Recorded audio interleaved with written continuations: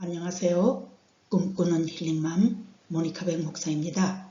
오늘은 증표를 찾아서 18번째로서 구약 성경 사사기 4장과 5장에 기록되어 있는 내용입니다.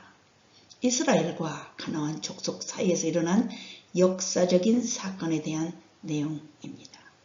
용감한 사사 드보라와 열심히 싸워준 바락과 장막의 말뚝으로 군대 장관 시스라를 죽인 야엘을 통하여 하나님의 증표를 살펴보도록 하겠습니다. 여러분의 구독과 좋아요는 복음 전파용 영상 제작에 큰 힘이 됩니다. 에훗이 죽은 후에 이스라엘 자손이 또 여호와의 목전에 악을 행하매 여호와께서 하솔에 도읍한 가나안 왕 야빈의 손에 그들을 20년 동안 괴롭힘을 당하도록 팔아버렸습니다. 이러한 배경에서 여사사 드보라는 하나님의 뜻을 전하고 이스라엘의 지도자로서 백성을 이끄는 역할을 했습니다. 그녀는 단순히 군사 지도자로서 뿐만 아니라 재판관이자 예언자로서 그 시대의 영적 중심이 되었고, 특히 종려나무 아래에 앉아 사람들의 분쟁을 해결하며 하나님의 공의를 행했었습니다.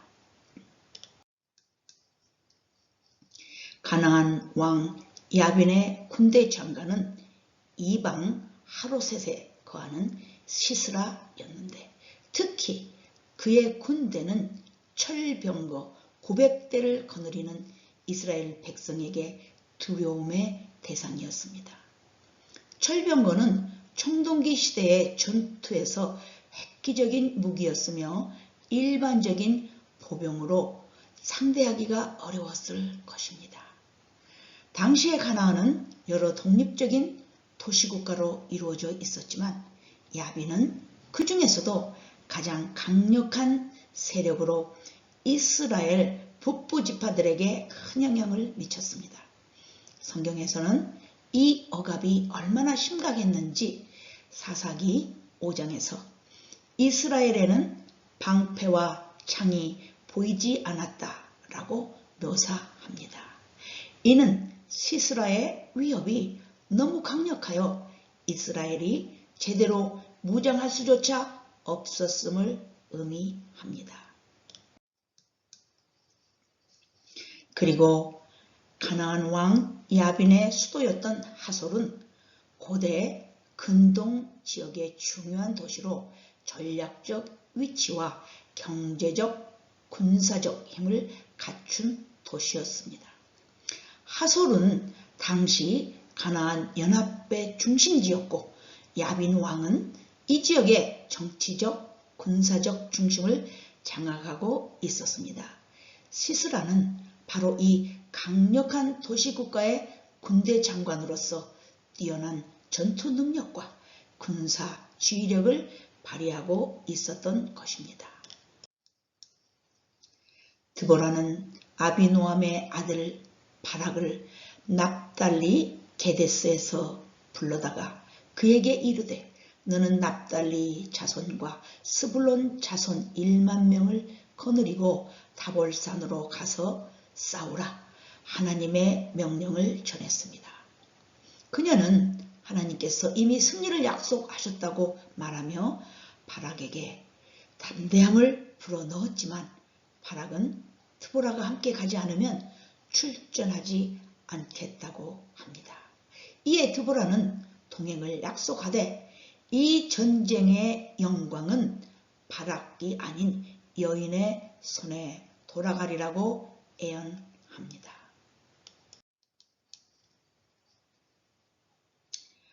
전투는 기송 강가에서 벌어졌고 드보라와 바락이 싸웠던 전투는 기송강 전투라고 알려져 있습니다. 이 전투는 성경 사사기 4장과 5장에 기록된 사건이며 당시 가나안 왕 야빈과 그의 군대 장관 시스라의 철병거를 상대했습니다. 기손강이 위치한 지역은 이스라엘 평원지역과 갈멜산 근처로 오늘날 이스라엘 북부의 갈릴리 해변과 가깝습니다. 그 전투에서 하나님이 보내신 큰 비로 기손강이 범람하여 시스라의 병거들이 진흙에 빠져 무력해졌습니다. 이 틈을 탄 이스라엘 군대는 대승을 거두었고 시스라는 패배하고 도망을 쳤습니다. 이곳에서 잠깐 사사기 4장 11절에서 모세의 장인 호밥의 자손 중 겐사람 헤벨이 자기 족속을 떠나 게데스에 가까운 사하나님 상수리 나무 곁에 이르러 장막을 쳤더라라고 기록되어 있습니다. 그런데 바로 이 장막에 전쟁에서 패배하고 쫓기는 시스라가 피신하게 되는 것입니다. 겐 사람들은 비록 이스라엘 백성과 문화적, 혈연적으로 완전히 같지는 않았지만 이스라엘과 오랜 친밀한 관계를 유지해 왔습니다. 그 당시 장막주인 야엘의 남편 헤벨은 가나안 왕 야빈과 평화협정을 맺어 어느 정도 중립적인 입장을 취하고 있었던 것 같습니다. 이 배경으로 볼 때 시스라는 겐 사람의 장막을 안전한 피난처로 여겼고 야엘이 그를 환대했을 때도 큰 의심 없이 장막에 들어와 마실 물과 잠을 청할 수가 있었던 것입니다. 야엘은 그를 환대하는 척하며 장막에 머물게 했고 시스라는 피곤해 지쳐 잠이 들었습니다. 시스라가 잠들자 야엘은 담대하게 천막의 말뚝을 들고 그의 관자놀이를 찔러 죽입니다.